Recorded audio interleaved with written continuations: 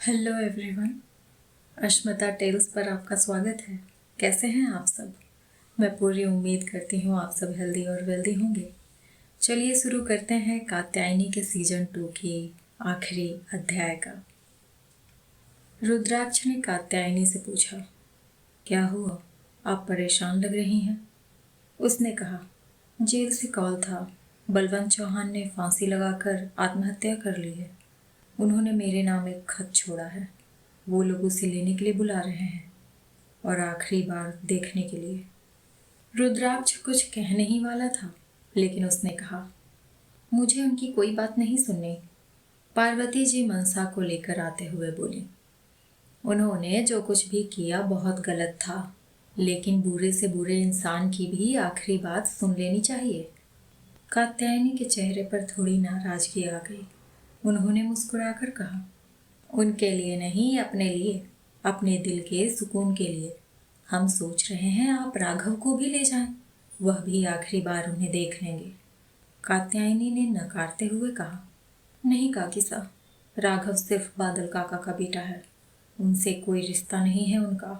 तभी राघव ने आते हुए कहा, लेकिन फिर भी हम उन्हें एक बार देखना चाहते हैं। रुद्राक्ष के कहने पर कात्यायनी मान गई। वह दोनों के साथ जेल पहुंची। जेलर ने उसे एक लिफाफा थमाते हुए कहा, उन्होंने अपने सभी बच्चों के नाम पर खत लिखा है, ये आपका। आप चाहें तो एक बार उन्हें देख सकती हैं। उसके बाद हम बॉडी हॉस्पिटल भेज रहे हैं। तीनों वहां पहुंचे जहां उनके शरीर को रखा गया था। राघव ने कात्यायनी का हाथ पकड़ कहा, हमें आपके बारे में पहले से पता होता तो अपने हाथों से आपको सजा देते, लेकिन उससे पहले ही आपको आपकी सजा मिल चुकी थी। आज कात्यायनी को उन्हें देख अपनी माँ की याद आ रही थी। शायद आज उसकी माँ के साथ पूरा इंसाफ हो गया था। तीनों वहां से चले गए। तभी एक पुलिस कांस्टेबल दरवाजे के पीछे से निकला और किसी को कॉल कर बोला, दोनों के साथ एक लड़का आया था, वही उम्र थी जो आपने कही थी। दोनों उसे राघव बुला रहे थे। इधर सागर और गौरी परेशानी भरी चेहरे के साथ एक दूसरे को देखने लगे। तभी डॉक्टर मुस्कुराकर बोली, आप दोनों ने बच्चों के लिए जो भी तैयारियां की है उसे और बढ़ा दीजिए। दोनों ने एक साथ पूछा, आप कहना क्या चाहते हैं? डॉक्टर मुस्कुराई, एक से ज्यादा चीजों की जरूरत पड़ेगी। सागर ने आस भरी नजरों से उन्हें देखा। इसका मतलब ट्विंस हैं? डॉक्टर बोली, आपके घर में 3 बच्चे आने वाले हैं। गौरी मुंह फाड़े उन्हें देखती रह गई। वहीं सागर खुशी से उछल पड़ा। उसने गौरी को गले लगाते हुए कहा, आखिरकार भगवान ने हमारी इच्छा पूरी कर दी। कितना अच्छा होगा ना, वो 3 बेटियां हों, मैं 4 बेटियों का पिता बन जाऊंगा। गौरी ने उसे बेयकीनी से देखा। यहाँ वो ये सोचकर परेशान हो रही थी कि 3 बच्चे एक साथ वो कैसे अपने अंदर पालेगी, और वो खुश था। उसने नाराजगी से उसे देखा। सागर ने उसके पास बैठते हुए पूछा, क्या हुआ, तुम खुश नहीं हो? गौरी ने मुंह फेरते हुए कहा, आपको बच्चों की पड़ी है और हमें यह सोचकर डर लग रहा है कि हम इन 3 बच्चों को अपने पेट में इतने महीने कैसे पालेंगे। सागर ने उसके दोनों गाल पकड़ते हुए कहा, हम है ना, हम आपका सारा काम करेंगे और आपका पूरा ख्याल रखेंगे। हम सोच रहे हैं ऑफिस से हम परमानेंटली छुट्टी ले लें। हम 24 घंटे आपका साया बनकर घूमेंगे। गौरी ने कहा, अभी तो तीनों छोटे हैं, लेकिन जब वो बड़े हो जाएंगे तो हम कैसे मैनेज करेंगे? हम उठ बैठ तक नहीं पाएंगे। सागर ने कहा, तुम फिक्र मत करो, अगर जरूरत पड़ी तो तुम्हें हम जमीन पर कदम भी नहीं रखने देंगे, हर वक्त गोद में लेकर घूमेंगे। डॉक्टर उसकी बात सुन मुस्कुरा दी। उसने कहा, गौरी, बहुत सारी महिलाएं एक साथ 3 बच्चे को जन्म देती हैं। हर प्रेगनेंसी अलग होती है, जरूरी नहीं कि परेशानी हो। फिर तुम्हारे पास मिस्टर राणा जैसे पार्टनर का साथ है, तुम्हें जरा सी भी तकलीफ नहीं होने देंगे। गौरी मुस्कुराई। सागर की वजह से ही तो वो पिछली बातों को भूलकर आगे बढ़ना चाहती थी, क्योंकि वो जानती थी कि अगर उसने उसका साथ छोड़ा तो वह टूट जाएगा और शायद वह भी सागर के बिना नहीं रह पाएगी। सागर ने डॉक्टर से डिटेल में गौरी की देखभाल की जानकारी ली और फिर उसे लेकर घर आया। राणा विला में जैसे ही सबको पता चला कि 1 नहीं 3 बच्चे आने वाले हैं, सबकी खुशी का ठिकाना नहीं था। सागर सबको मिठाइयाँ खिला रहा था और साथ में चिढ़ा भी रहा था, खासकर अभय और शिवानी को। शिवानी ने अनिकेत का हाथ पकड़ते हुए कहा, अनिकेत, हम सोच रहे हैं हम एक साथ 4 बच्चे करेंगे ताकि हम सागर को पीछे छोड़ सके। पार्वती जी ने अपना सर पीट लिया। इस मामले में भी वो प्रतियोगिता करना चाहती थी। अनिकेत ने उसके कंधे पर हाथ रखते हुए कहा, ये सब हमारे हाथ में नहीं होता है। सागर ने उसे देखते हुए कहा, जीजा साहब बिल्कुल सही कह रहे हैं शिवानी दीदी। हर किसी की किस्मत हमारे जितनी अच्छी थोड़ी होती है। सब लोग सुन ले, अब से हम ऑफिस का कोई काम नहीं करेंगे। हम 24 घंटे गौरी के साथ रहेंगे। शिवानी ने कहा, हम चाहें भी तो तुम्हारी वजह से बच्चे के बारे में सोच भी नहीं सकते। हमें पूरा यकीन है अगले 2-4 साल तक तो ऑफिस की शक्ल भी नहीं देखोगे तुम। वह धीरे से मुस्कुरा दिया। हमें पैटर्निटी लीव लेने का पूरा हक है। हमने हर्षिता के लिए लीव नहीं ली थी। फिर 3 बच्चे और आ रहे हैं तो उस हिसाब से 4 साल की लीव तो बनती है। आपको क्या पता बच्चे संभालने में कितनी मेहनत लगती है। शिवानी ने उसे आंखें छोटी कर घूरा। तुम भूल रहे हो, जब राघव घर आया था तो हम ही उसे संभालते थे। जब भी वो रोता था तुम सबसे पहले वहां से भाग खड़े होते थे। अभय हंसते हुए बोला, वो बस उसके साथ खेलना पसंद करता था। उसके सारे काम हमारे सिर डालता था। रुद्राक्ष और कात्यायनी के साथ अंदर आता हुआ राघव बोला, गौरी भाभी साहब, आपको जब भी किसी चीज की जरूरत हो हमें कह सकती हैं। हम सागर भाई साहब से ज्यादा जिम्मेदार हैं। सागर ने उसे घूर कर देखा। वह गौरी और हर्षिता को उनके कमरे में लेकर चला गया। अब जाकर रुद्राक्ष और कात्यायनी ने सबको सारी सच्चाई बताई। उन्होंने पार्वती जी से भी किसी को कुछ भी कहने के लिए मना कर दिया था। कात्यायनी ने कमरे में आने के बाद खत खोला। उसमें लिखा था, हम जानते हैं तुम हमें कभी माफ नहीं कर पाओगी। हम यह भी जानते हैं कि हम तुम्हारी माँ के बहुत बड़े गुनहगार हैं। कहीं सुना था सबसे बड़ी सजा पछतावा होती है। अब एहसास हो रहा है कि जिस अहम के कारण हमने इतना कुछ गलत किया, आज उसने ही हमारे पूरे परिवार की जिंदगी बर्बाद कर दी है। तुमसे एक बार मिलकर माफ़ी मांगना चाहते थे, लेकिन हम जानते हैं कि तुम हमारा चेहरा भी नहीं देखना चाहती। एक बार उससे मिलना चाहते थे, लेकिन शायद तुम उसे हमारे सामने भी नहीं लाना चाहती। हो सके तो माफ़ कर देना। उसे भी कभी हमारे बारे में बताने की ज़रूरत नहीं है। रुद्राक्ष ने उसके कंधे पर हाथ रखते हुए कहा, शायद सच में उन्हें अपने किए का पछतावा था। कात्यायनी बोली, उनका पछतावा उन तकलीफ़ों को ख़त्म नहीं कर देगा जो हमारी माँ ने सहा था, ना ही उन परेशानियों को ख़त्म कर देगा जो पूरी ज़िंदगी हमने झेली। लेकिन एक बात का सुकून है हमें, उन्हें उनके किए की सज़ा मिल चुकी है। जैसा कि सागर ने कहा था, अगले दिन से वह ऑफिस नहीं जाने लगा। वह पूरे दिन गौरी के साथ रहता। कभी कभार कोई काम घर से ही कर लेता। दिन बीतने लगे। 1 महीने गुजर चुके थे। राघव रोज की तरह अपनी क्लास के लिए गया था। शाम हो गई थी, लेकिन वह वापस नहीं लौटा था। वीना जी और पार्वती जी परेशान हो हॉल में चक्कर लगा रही थी। सागर ने आते हुए पूछा, क्या हुआ, कोई परेशानी है क्या? दोनों ने उसे राघव के बारे में बताया। उसने कहा, बिगड़ने लगा है ये लड़का। जरूर अपने दोस्तों के साथ कहीं पार्टी करने गया होगा। हम अभी पता करते हैं। उसने किसी को कॉल किया। कुछ देर बाद उस इंसान का वापस कॉल आया। राघव कहीं भी नहीं था। अब सागर को भी चिंता होने लगी थी उसकी। कात्यायनी ऑफिस से वापस आई तो सब पुलिस के पास जाने ही वाले थे जब कात्यायनी का फोन बजा। उसने कॉल पिक किया।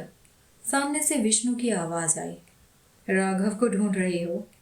कात्यायनी ने कहा, अगर आपने उसे हाथ लगाने के बारे में सोचा भी तो अच्छा नहीं होगा। विष्णु हंसने लगा, हम उसके साथ कुछ भी बुरा नहीं करना चाहते, चाहे जैसे भी है तो हमारा भाई ही। तुम भी बहन होने का फर्ज निभाओ। और वो पेपर जो तुमने शिवम के कहने पर साइन किए थे उसे हमारे हवाले कर दो। कात्यायनी ने पूछा, कहाँ आना है? विष्णु बोला, जो शिवम के साथ हुआ उसके बाद हम तुम पर यकीन नहीं कर सकते, इसलिए हम जहाँ कह रहे हैं वहाँ पेपर रख देना। हम उसे चेक करने के बाद राघव को छोड़ देंगे। कात्यायनी बोली। और अगर आपने चालाकी दिखाई तो हम आप पर यकीन क्यों करें? हमें इस बात का भी यकीन नहीं है कि सच में राघव आपके पास है भी या नहीं। तभी सामने से राघव की आवाज आई, दीदी हम बिल्कुल ठीक हैं, आप हमारी फिक्र मत करना। कात्यायनी मुस्कुराई। उन्होंने खाने को कुछ दिया ना आपको? फोन स्पीकर पर था। राघव ने सामने खड़े विष्णु को देखा। हाँ, लेकिन ठंडा था। आप तो जानती हैं हमें गर्म खाना पसंद है। मैंने इनसे कहा कि वो फिर से मंगवाएं, लेकिन वो माने नहीं। इन्हें हमारी कोई चिंता नहीं है। हम सबसे छोटे हैं, लेकिन फिर भी कोई प्यार नहीं मिल रहा। लेकिन नींद अच्छी आएगी। कोई शोर नहीं है यहाँ, सिर्फ चिड़ियों की मधुर आवाज सुनाई दे रही है।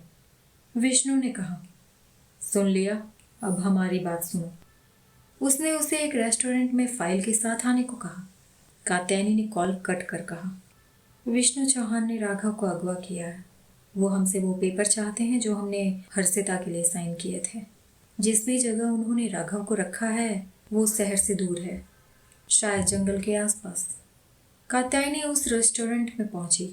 वहां सामने आनंदिता बैठी दिखाई दी। वह उसे देख मुस्कुराई।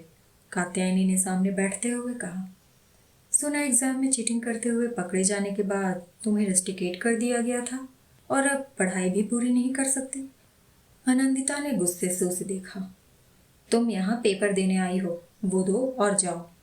कात्यायनी बोली, अब जब तुम सब में इतनी काबिलियत भी नहीं कि अपना कारोबार संभाल सको तो यही करोगे, दूसरों के सामने हाथ फैलाना। बस तरीका थोड़ा अलग है। आनंदिता खड़े होते हुए बोली, पेपर दो वरना तुम्हारा प्यारा भाई मारा जाएगा। कात्यायनी ने अपने फोन में देखा, फिर बोली, अगर ना दूं तो? आनंदिता ने किसी को कॉल किया और कहा, भाई साहब ये पेपर देने के लिए मना कर रही है। कात्यायनी ने फोन लेते हुए कहा, हमें इस बात की गारंटी चाहिए कि उसे कुछ नहीं होगा, इसलिए आनंदिता हमारे साथ जाएगी। तभी समर वहां आ गया। कात्यायनी उसके पास आई और उसे उठाकर अपने साथ ले गई। इधर राघव सोच रहा था, दीदी को इस जंगल का अंदाजा तो हो ही गया होगा। हमें भी कुछ करना होगा ताकि यहाँ से निकल सके। तभी विष्णु गुस्से से अंदर आया। उसने राघव को खड़ा करते हुए कहा, लगता है कात्यायनी को तुम्हारी फिक्र नहीं है, इसीलिए हमारी बात मानने के बजाय आनंदिता को साथ ले गई है। राघव ने मन में सोचा, इसका मतलब उन्होंने हमें ढूंढ लिया है, वरना रिस्क नहीं लेती। अब बस हमें यहाँ से निकलना होगा। विष्णु उसे ले बाहर निकला। राघव ने अपनी नजरें इधर उधर दौड़ाई। उसे आसपास झाड़ियों के पीछे हलचल महसूस हुई। उसने अपने आसपास देखा और विष्णु के हाथ पर वार कर खुद को छुड़ा वहां से भाग गया। इससे पहले विष्णु के साथ के आदमी उसे पकड़ते, कई लोग उनके सामने आ गए। विष्णु ने दांत पीसते हुए कहा, कात्यायनी ने हमें धोखा दिया है। राघव जंगल में चला गया था। तभी कुछ लोग उसके सामने आ गए। उसने खुद से कहा, ये सब कोई और है, क्या किस्मत है हमारी, एक से पीछा छुड़ाया तो दूसरा पीछे पड़ गया। फिर मुस्कुराकर बोला, इतनी आसानी से हम हार नहीं मानने वाले। एक आदमी ने तलवार से उस पर हमला किया तो उसने उसका हाथ मोड़ तलवार ले ली और उसके साथ आए कई लोगों से लड़ने लगा। काफी देर तक उनसे मुकाबला करने के बाद आखिर में वो थकने लगा था। उसने खुद से कहा, कहाँ हैं आप लोग? इधर पुलिस ने विष्णु को गिरफ्तार कर लिया था, लेकिन राघव कहीं भी नहीं मिल रहा था। कात्यायनी भी वहां पहुंच चुके थे। उसने पूछा, लेकिन वो गया कहाँ? उनके आदमियों ने कहा, वो खुद को उनके चंगुल से छुड़ाकर जंगल की तरफ गए थे।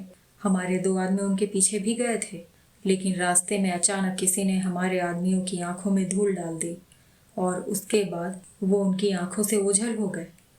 रुद्राक्ष ने कहा, आप परेशान ना हो, हम सब ढूंढते हैं।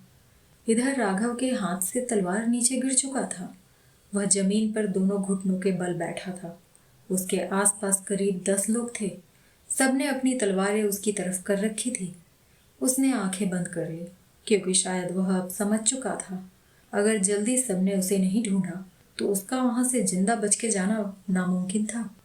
उसने सामने खड़े आदमी की आंखों में देखा। उसने कहा, अब मरने के लिए तैयार हो जाओ बच्चे। उसने अपनी तलवार उसके ऊपर चलाने के लिए उठाई। राघव ने आंखें बंद कर अपनी मौत को स्वीकार कर लिया, लेकिन कुछ देर बाद तक भी उसे किसी दर्द का एहसास नहीं हुआ। उसने आंखें खोलकर देखा। एक आदमी अपने चेहरे को काले कपड़े से ढके अपनी तलवार बीच में किए खड़ा था। उसके दाहिने हाथ में एक चांदी का कड़ा चमक रहा था। उसने कहा, मुकाबला हमेशा बराबरी का होना चाहिए। यहाँ एक बच्चे के सामने तुम 15 हो। हराना है तो हमें हरा कर दिखाओ। वह एक साथ सब पर टूट पड़ा। कोई भी उसके सामने टिक नहीं पा रहा था। राघव आंखें फाड़े उसे देख रहा था। तभी उस आदमी पर पीछे से कोई वार करने वाला था। राघव ने तलवार उठाई और उससे लड़ने लगा। उस आदमी ने राघव को देख कहा, मानना पड़ेगा, राणा परिवार के लोगों की बात ही अलग है। राघव ने पूछा, आप कौन हैं? उसने जवाब दिया, तुम्हारा शुभचिंतक। तभी वहां रुद्राक्ष और सागर भी अपने आदमियों के साथ पहुंच गए। रुद्राक्ष ने पूछा, तुम कौन हो और हमारी मदद क्यों कर रहे हो? राघव कभी उस आदमी को कभी रुद्राक्ष को देखने लगा। उसे लग रहा था ये आदमी उनका भेजा हुआ है, लेकिन ये तो उन्हें जानते भी नहीं थे। उस आदमी के हल्के से हंसने की आवाज आई। उसने कहा, फिलहाल आपको अपनी पत्नी के भाई को देखना चाहिए। हमारी जान पहचान बाद में भी हो सकती है। रुद्राक्ष की आंखों में हैरानी थी। बाहर का कोई भी इंसान उनके रिश्ते के बारे में नहीं जानता था। राणा विला में वह आदमी अपने पैर पर पैर चढ़ा सामने बैठे सागर, अभय, अनिकेत और रुद्राक्ष को देख रहा था। उसने धीरे से कहा, हमें घूरते रहने से हमारी पहचान नहीं पता चल जाएगी आप सबको। सागर ने कहा, हम चाहें तो तुम्हें पकड़कर तुम्हारे चेहरे से यह नकाब हटा सकते हैं, लेकिन हम तुम्हारी मदद का मान रख कुछ नहीं कर रहे। उस आदमी ने अपने चेहरे से खुद ही नकाब हटा दिया। सामने जो चेहरा आया उसे देख सब हैरान थे। ये विनायक था। उसने कहा, आप सब ऐसे क्यों देख रहे हैं, जैसे भूत देख लिया हो? इंसान ही हूं मैं। अनिकेत ने पूछा, आपको कैसे पता चला कि वहां? विनायक हल्का सा मुस्कुराया। कात्यायनी ने कहा, आपने हमेशा से हम पर नजर रखी है, लेकिन समझ नहीं आ रहा आपको दोस्त समझे या दुश्मन। विनायक बोला, हुक्मरानी साहब, कहीं आपको हम पर शक तो नहीं? जो कुछ भी हुआ उसमें हमारा कोई हाथ नहीं था। हम तो बस मूक दर्शक थे। कात्यायनी बोली, हमें पूरी उम्मीद है इस मूक दर्शक को ये भी पता होगा कि दूसरा दुश्मन कौन है जिसने छुप कर वार किया। विनायक मुस्कुराया, आप हमें हमेशा हैरान कर देती हैं हुक्मरानी साहब। कात्यायनी ने मनसा के सिर पर हाथ फेरते हुए कहा, हैरान तो आप हमें कर देते हैं हमेशा। पूरी दुनिया हमें छोटी कुंवर रानी सा जानती है, लेकिन आप हुक्मरानी सा बुला रहे हैं। जो किसी को नहीं पता वो आपको पता होता है। हमें पूरा यकीन है आपसे कुछ भी छुपा नहीं है। विनायक कुछ देर चुप रह बोला, कभी कभी हम जिन्हें कमजोर, लाचार और दोस्त समझकर उन पर ध्यान नहीं देते, वो हम पर पीछे से वार करते हैं। हम वंश और वंशिका की बात कर रहे हैं। वैसे हमारा कोई इरादा नहीं था आप सबकी मदद करने का, लेकिन फिर सोचा इंसानियत नाम की भी कोई चीज होती है। अभय ने उसे देखते हुए कहा, हमें नहीं लगता कि आपने जो कुछ भी किया है वो सिर्फ इंसानियत के नाते किया है। विनायक मुस्कुराया, कुछ रिश्ते खुद बन जाते हैं, ऐसा ही एक रिश्ता है हमारा आपसे। उसने अपने हाथ में पहने कड़े को हाथ लगाया। इधर शेखावत हवेली में वंश की अचानक तबीयत खराब हो गई थी। कादम्बिनी जी बहुत परेशान थी। डॉक्टरों ने ना जाने कितने टेस्ट किए थे, लेकिन उसकी बीमारी का कुछ भी पता नहीं चल रहा था। ऑफिस का काम अब ज्योति ही संभालने लगी थी। ये कह सकते थे कि पूरा ऑफिस अब उसके जिम्मे था। वंश ने अपने सारे अथॉरिटी भी उसके हाथ में रख दी थी। वह रोज सुबह ही ऑफिस चली जाती और देर रात को घर वापस आती। कादम्बिनी जी को ये सब पसंद नहीं आ रहा था, लेकिन वह कुछ कर भी नहीं सकती थी। कात्यायनी को जब ये पता चला तो उसने वंश के खिलाफ कुछ भी नहीं किया। वंशिका पहले से जेल में थी। सब अब चौकन्ने रहने लगे थे। साथ में विनायक के बारे में भी पता कर रहे थे, क्योंकि वो उनके बारे में सब जानता था। लेकिन ये सब नहीं। वक्त के साथ धीरे धीरे वंश की हालत और बिगड़ चुकी थी। डॉक्टर ने कहा, उनका लीवर काफ़ी डैमेज हो चुका है और साथ में किडनी भी। हमें समझ में नहीं आ रहा कि अचानक उनके ऑर्गन्स फेल क्यों हो रहे हैं। एक शाम ज्योति वंश के साथ बैठी थी। वंश ने कहा, ऐसा लग रहा है जैसे ज़्यादा वक्त नहीं है हमारे पास। ज्योति, हम जानते हैं कि आपने जब हमसे शादी की थी तो आप हमसे प्यार करती थी और हमने आपकी भावनाओं को नहीं समझा। अब जब हम आपसे प्यार करने लगे हैं, आपको दुनिया की हर खुशी देना चाहते हैं, तो वक्त मुट्ठी में रेत की तरह फिसल रहा है। ज्योति ने उसके हाथ पर पकड़ मजबूत करते हुए कहा, ऐसा कुछ भी नहीं होगा। आप हिम्मत रखिए और हम हैं ना आपके साथ। हमने दिल्ली में एक डॉक्टर से बात की है। हम कल ही वहाँ जाएंगे। क्या पता वहाँ के डॉक्टर आपको ठीक कर दें। उसकी आंखों में आंसू भर आए। हम आपको खुद से ऐसे दूर नहीं जाने देंगे। हमारे रिश्ते में प्यार से ज़्यादा रुसवाई रही है।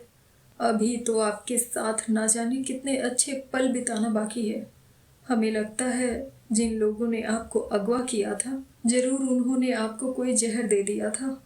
पता नहीं किसने किया आपके साथ ऐसा।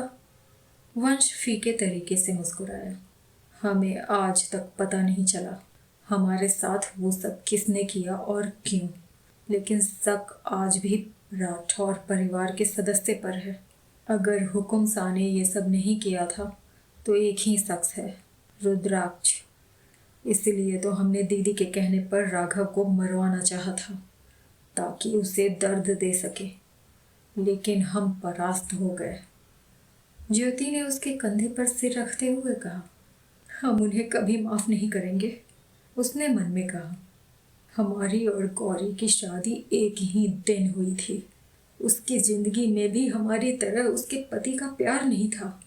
यहाँ तक उसका एक बच्चा भी था, लेकिन फिर भी रुद्राक्ष ने उसके जिंदगी में दोबारा खुशियां भरी, लेकिन कभी हमारा साथ देने के बारे में सोचा तक नहीं। अगर उसने हमारा भी वैसे ही साथ दिया होता तो आज हमारी जिंदगी में भी वो सारी खुशियां होती जो गौरी की जिंदगी में है। तभी वंश बोला, गौरी से बहुत प्यार है उसे। हो ना हो, उस रात उसके कमरे से ले जाने वाला शख्स वही होगा। हमें अगर कुछ भी हो तो आप उसे छोड़िएगा नहीं ज्योति। ज्योति ने हाँ में सिर हिलाया। ज्योति अगले दिन ही वंश को लेकर दिल्ली चली गई। धीरे धीरे वक्त बीतने लगा। गौरी की प्रेगनेंसी का 8वां महीना चल रहा था। वह बिना सहारे के उठ बैठ भी नहीं पाती थी। आजकल सागर ही उसके लिए सब कुछ कर रहा था, खिलाना पिलाना और उसके कपड़े पहनने में मदद करना। गौरी बिस्तर पर पैर फैलाकर बैठी हुई थी और सागर उसे सेब खिला रहा था। उसने मुंह बनाते हुए कहा, आपको खाने के लिए भी यही सारी चीजें सूझती हैं, ये नहीं कि कभी चाट पकोड़े या गोलगप्पे खिला दें। सागर ने कहा, आप शिकायतें नहीं कर सकती। हफ्ते में एक दिन आपको यह सब हम देते हैं। गौरी ने अपने पेट पर हाथ रखते हुए कहा, लेकिन हमारे बेबीज कह रहे हैं उनको यह सभी खाना है। हमें अब भूख नहीं, बाकी आप खाइए। सागर परेशान हो उसे देखने लगा। तभी कात्यायनी अंदर आते हुए बोली, हमें पता था आप यहाँ ऐसे ही मुंह बना रही होंगी, इसलिए आपके लिए हम कुछ खाने को लेकर आए हैं, टेस्टी। सागर ने उसे देखा तो वह बोली, फिक्र मत कीजिए देवर साहब, इसमें तेल नाम मात्र का ही डला है। हमने खुद बनाया है, हेल्दी है। गौरी ने चम्मच से मुंह में डाला। यह खट्टी मीठी सी चाट थी। उसने खाते हुए कहा, इसे कहते हैं अच्छा खाना। आप पता नहीं हमें क्या क्या खिलाते रहते हैं। सागर ने कहा, अभी अभी कह रही थी भूख नहीं और अब अचानक भूख जाग गई। उसने सेब का टुकड़ा अपने मुंह में डाल लिया।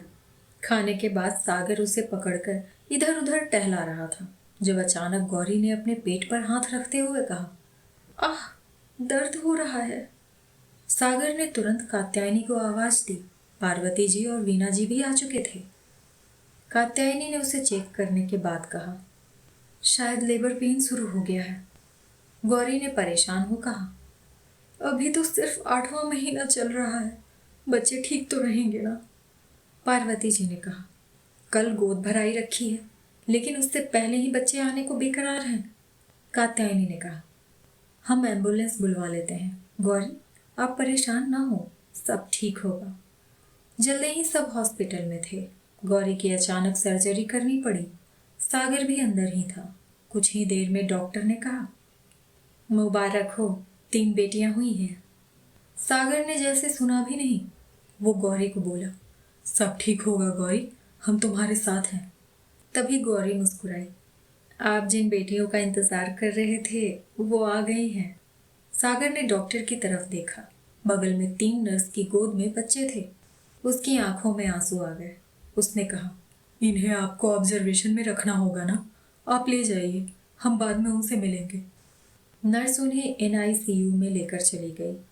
सागर ने गौरी के माथे को चूमते हुए कहा, हमें और बच्चे नहीं चाहिए। डॉक्टर ने उसे देखा, जैसे कह रही हो, और कितने ही बच्चे रखेंगे आप। बच्चों के साथ कात्यायनी थी। वहां डॉक्टर ने कहा, बच्चे हेल्दी हैं, जल्दी ही आप घर ले जा पाएंगे। कात्यायनी तीनों को देख मुस्कुराई। गौरी को कमरे में शिफ्ट किया गया। 1 हफ्ते बाद सबको घर जाने की इजाजत मिली। नर्स बच्चों को लेकर आई। उन्हें देखते ही सागर उनके पास जाते हुए बोला, हमारी सबसे बड़ी इच्छा पूरी हो गई। उसने एक हाथ से एक बच्चे को पकड़ा और दूसरे से दूसरे को। पार्वती जी और वीना जी उसकी ये हरकत देखकर परेशान हो उसके पास आ गई। सागर ने कहा, भगवान ने हमें 4 हाथ क्यों नहीं दिए, अब हम उसे कहाँ पकड़ेंगे। कात्यायनी ने उसे गौरी की गोद में देते हुए कहा, इन्हें गौरी पकड़ लेंगी। सागर ने सबको देखते हुए कहा, हमने तीनों बच्चों के नाम पहले ही सोच लिए हैं। इनका नाम होगा रिद्धि, सिद्धि और ध्वनि। इनमें से 2 बच्चे बिल्कुल एक जैसे दिखते थे, जिनका नाम रिद्धि और सिद्धि रखा गया, और तीसरी बच्ची उन दोनों से अलग दिखती थी, उसका नाम ध्वनि। 6 महीने बाद घर में पूजा रखी गई थी और गौरी के कहने पर जगत दादा भी वहां आए थे। रुद्राक्ष ने विनायक को भी घर बुलाया था। जैसे ही जगत दादा ने उसका पूरा नाम सुना, वो बोले, कहीं आप विनायक अग्रवाल के बेटे तो नहीं हैं? विनायक मुस्कुराया, जी, हम विनय अग्रवाल के ही बेटे हैं। जगत दादा ने उसे आंखें छोटी कर देखा। विनय अग्रवाल और चंद्रप्रभा, सभी उसे दुश्मन की नजर से देखने लगे। विनायक सबको देख मुस्कुराया, सिर्फ हमारे जन्मदाता के बारे में सुनकर आप सबकी नजरें बदल गई। ये सच है, हमारा खून का रिश्ता है, लेकिन हमने कभी उन्हें मां नहीं माना। अभय ने पूछा, तो फिर हमसे नजदीकी बढ़ाने की वजह? विनायक ने अपने दाहिने हाथ का कड़ा निकाल टेबल पर रख दिया। ये खास है हमारे लिए, इसलिए नहीं कि इसे किसी अपने ने दिया था, बल्कि इसलिए क्योंकि इसे किसी ऐसे ने दिया था जिसका कोई रिश्ता नहीं था। सब उसे देखने लगे, सब उसे देखने लगे। उसने जवाब दिया, वृंदा जी, हुक्मरानी सा की माँ। कात्यायनी हैरानी से उसे देखने लगी। वह बोला, तब बाबा चले गए थे, हमें पता चला था ये सब इंद्र राज राठौर ने करवाया है। बहुत गुस्सा था हमें, बदला लेना चाहते थे, क्योंकि सिर्फ वही तो हमारा परिवार थे। चंद्रप्रभा राठौर से हम मिलना नहीं चाहते थे, इसलिए दूर चले गए थे, लेकिन भूख ने हमें 5 दिन में तोड़ दिया था। कात्यायनी ने उसे गौर से देखते हुए पूछा, तब आपको माँ मिली थी और एक कड़ा उन्होंने दिया? विनायक मुस्कुराया, बहुत तेज हैं आप हुक्मरानी साहब। हाँ, मिली थी वो बाजार में, जब हम एक ठेले के सामने खड़े थे। उन्होंने देखते ही भांप लिया। हमने खाना नहीं खाया, तब उन्होंने खरीद कर हमें जबरन खिलाया। हमने जब उन्हें बताया कि हमारा इस दुनिया में कोई नहीं और हमारे साथ किसी ने गलत किया है, तब उन्होंने समझाया कि इस तरह दर दर की ठोकरें खाकर हम उनके दिल को ठेस पहुंचा रहे हैं जिन्होंने कभी हमसे प्यार किया होगा। इसलिए खुद को संभाल हम जिए। उन्होंने ये कड़ा हमें मदद के लिए दे दिया, जो वो बेचने आई थी शायद। उन्होंने बताया था ये उनके बाबा की आखिरी निशानी थी। उनके लिए हमने इसे संभाल कर रखा था। कात्यायनी ने उस कड़े को हाथ में लिया। माँ के पास एक पायल थी जो नानी की थी, जिसे तोड़कर उन्होंने हम सब के लिए वो लॉकेट बनवाया था। उससे पहले शायद वो इसे ही बेचकर वो लॉकेट बनवाना चाहती थी। विनायक ने आगे कहा, तब हम वापस आ गए। चंद्रप्रभा ने हमें पैसे तो दिए, लेकिन कभी दुनिया के सामने अपनाया नहीं। हमने फिर हर चीज़ को नए नज़रिए से देखना सीखा। तब पता चला, बाबा ने कई बार उनसे कहा था सब कुछ छोड़ वापस आने को, लेकिन उनका लालच कभी खत्म नहीं हुआ। हम तब पैदा हुए थे जब इंद्रराज राठौर देश में नहीं थे और राजशेखर राठौर हॉस्टल में रहते थे। इसलिए उन्होंने हमें पैदा होते ही बाबा साहब को दे दिया था। हमने जो सीखा उसे विक्रम को सिखाया, सही और गलत में फ़र्क करना। इसीलिए वो अपनी ज़िंदगी में सही फैसले ले आगे बढ़े हैं। रुद्राक्ष ने पूछा, आप विदेश से वापस बदले के लिए आए होंगे? विनायक ने कहा, जब हमें पता चला यहाँ क्या हुआ है तब हम वापस आए थे। शायद हम कुछ करते भी, लेकिन जब हम हुक्म रानी सा से मिले तब हमें वृंदा जी की याद आई। हमने उनके बारे में पता किया और भगवान का शुक्रिया किया कि हमने कुछ भी गलत नहीं किया था तब तक, वरना जिंदगी भर खुद को माफ़ नहीं कर पाते। आपकी माँ का कर्ज हमने आपको और आपके भाई को सुरक्षित रख चुकाने की कोशिश की है। अब आप इस कड़े को रखें। वो खाने के बाद चला गया। तभी देविका ने गौरी को कॉल किया और उसे एक ऐसी खबर दी जिसे सुन वह परेशान हो गई। सागर ने पूछा, ऐसा क्या कह दिया देविका भाभी सा ने? वह बोली, जीजा सा वह नहीं रहे। लंबी बीमारी के बाद उनकी मौत हो गई है। हमें भी वहाँ जाना चाहिए। पार्वती जी ने कहा, हम आपकी फिक्र समझते हैं बिंदनी, लेकिन आप ये भी तो देखें, 3 छोटे बच्चे हैं आपके, आप उन्हें छोड़कर कहाँ जाएंगी? सागर ने कहा, हम आपके बदले वहाँ जाकर आते हैं। इस वक्त आपको बच्चों को लेकर वहाँ नहीं जाना चाहिए। अभय भी उसके साथ गया। यहाँ वंशिका को जैसे ही वंश के बारे में पता चला, उसके पैरों तले से जमीन खिसक गई थी। स्पेशल परमिशन के बाद उसे सिखावत हवेली ले जाया गया था। वह वंश के शरीर के पास बैठ उसे देख रही थी। फिर अचानक उसने ज्योति को देखते हुए कहा, तुमने किया ना ये सब कुछ? ज्योति ने कहा, यह अब क्या कह रही है भाभी साहब? भला हम अपने ही पति के साथ ऐसा कुछ क्यों करेंगे? लेकिन वंशिका ने उसका गला पकड़ लिया। वह बार बार यही कह रही थी कि तुमने भी अपनी नानी की तरह अपने ही पति की जान ले ली है। कादम्बिनी जी सोच में पड़ गई। वंश बिल्कुल ठीक था, लेकिन जब से ज्योति ने उसके खाने पीने का ख्याल रखना शुरू किया, वह धीरे धीरे बीमार होने लगा। उन्होंने पुलिस में कंप्लेन कर बॉडी को पोस्टमार्टम के लिए भेज दिया। कुछ वक्त के बाद कई टेस्ट करने के बाद ये पता चला कि वंश के खाने में कोई ऐसा केमिकल मिलाया जा रहा था जिसका पता डॉक्टर नहीं लगा पाए, लेकिन वह धीरे धीरे उसे मार रहा था। और यह सब कुछ ज्योति ने किया था। उसे भी जेल हो गया। 5 साल बाद रानाविला में बच्चों का शोर मचा हुआ था। 3 एक ही उम्र की लड़कियां एक साथ चिल्लाई, पापा हमारा टिफिन। सागर एक हाथ में वाटर बोतल और दूसरे हाथ में टिफिन लेकर वहां आया और उन सबके बैग में डालते हुए बोला, हर्षिता दीदी कहाँ है? हर्षिता टेबल के पास आते हुए बोली, पापा ये सारे काम घर में करने के लिए बहुत सारे लोग हैं। सागर ने कहा, हमें अच्छा लगता है अपने बच्चों को खुद अपने हाथ से टिफिन देना। उसने उसके हाथ में भी टिफिन थमा दिया।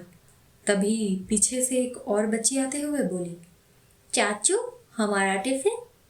सागर ने उसके दोनों गाल पकड़ते हुए कहा, हम आपको कैसे भूल सकते हैं मनसा। तभी सीढ़ियों के पास खड़े रुद्राक्ष ने कहा, आपको नहीं लगता कि इस घर में जितने बच्चे हैं कुछ दिन में अपने माता पिता को बिल्कुल भी भाव नहीं देंगे? सागर उन्हें हद से ज्यादा प्यार देता है। अनिकेत दूसरी तरफ से शिवानी के साथ आते हुए बोला, बिल्कुल सही कह रहे हैं आप। तभी दूसरी तरफ से 2 छोटे लड़के दौड़ते हुए सागर के पास आए और उसके दोनों पैर से लिपट गए। वो बोले, चाचू मामू। एक अनिकेत और शिवानी का बेटा था, दूसरा अभय और आराधना का। दोनों सिर्फ 1 महीने छोटे बड़े थे। शिवानी का बेटा सात्विक बड़ा था और आराधना का बेटा अथर छोटा था। सागर ने उन दोनों को भी उनका टिफिन थमाया, फिर बोला, चलो अब मैं तुम सबको स्कूल छोड़ कर आता हूँ। वह सबके साथ बाहर निकल गया। उन्हें स्कूल छोड़ने के लिए कार नहीं, पूरी की पूरी वैन थी। जैसे ही वो स्कूल से वापस आया, शिवानी ने उसके सामने खड़े होते हुए कहा, बहुत हो चुका सागर। पिछले 5 साल से हमारे सर पर ऑफिस का सारा काम डालकर तुम घर में मजे कर रहे हो। अगर तुम ऑफिस आ रहे होते, अब तक हम 4 बच्चे पैदा कर चुके होते। पार्वती जी ने आते हुए कहा, शिवानी कब तक इस बात के लिए उसके पीछे पड़ी रहेंगी? कौन सा उसने तुम्हें बच्चे पैदा करने से रोक रखा है? तभी गौरी आते हुए बोली, लेकिन दीदी सही कह रही हैं, अब आपको ऑफिस ज्वाइन कर लेना चाहिए। हमें भी ऑफिस में आपके बिना मन नहीं लगता। सागर ने कहा, फिर मैं अपने बच्चों के साथ वक्त कैसे बिताऊंगा? अभय उसके गर्दन को अपनी कोहनी में पकड़ते हुए कहा, जैसे हम सब अपने बच्चों के साथ वक्त बिता रहे हैं। तुम्हारी वजह से हमें डबल काम करना पड़ता है। कुछ दिन में तो हमें लगता है हमारे बच्चों को हमारी जरूरत तक महसूस नहीं होगी। तभी कात्यायनी का जी मिचलने लगा। वह तुरंत बाथरूम की तरफ भागी। रुद्राक्ष परेशान हो उसके पीछे गया। वहीं वीना जी ये देख बोली, लगता है घर में खुशखबरी आने वाली है। सब हॉल में कात्यायनी के आने का इंतजार कर रहे थे। थोड़ी देर में वो आई। रुद्राक्ष ने मुस्कुराते हुए कहा, हम दोबारा पापा बनने वाले हैं। सब ये सुनते ही खुशी से झूम उठे। राघव, जिसने ऑफिस ज्वाइन कर लिया था, वो मीटिंग खत्म कर वापस आया ही था। उसके कानों में जैसे ही ये बात गई, वो कात्यायनी के गले लग बोला, हमें भांजा चाहिए। इस घर में सिर्फ लड़कियां हो गई हैं। कुछ दिन में सात्विक और अथर्व की टीम उनके सामने कमजोर हो जाएंगी। बच्चों को जैसे ही पता चला घर में एक और बच्चा आने वाला है, वो सब जैसे प्रहरी बन गए कात्यायनी के। स्कूल से जैसे ही आते, कोई भी कात्यायनी को अकेला नहीं छोड़ता। धीरे धीरे वक्त बीतने लगा और 9 महीने पूरे होने के बाद कात्यायनी ने एक बेटे को जन्म दिया। मना करने के बाद भी सारे बच्चे उसके साथ अस्पताल आए थे। सब बच्चे पालने के पास ऐसा घेरा बनाकर खड़े थे कि कोई बड़ा बच्चे को देख भी नहीं पा रहा था। सबने उसके लिए नाम भी सोचना शुरू कर दिया था। आखिर में नाम चुना गया, शिवांश। इसी के साथ हमारी कहानी कात्यायनी का दूसरा सीजन भी खत्म होता है। मैं एक नई कहानी तेरे होने की दुआ जल्द ही लेकर आने वाली हूँ। थैंक यू सो मच इस कहानी को इतना प्यार और साथ देने के लिए। अपना साथ इसी तरह बनाए रखिए। मैं जल्दी ही एक नई कहानी के साथ आने वाली हूँ। तब तक के लिए take care and bye bye.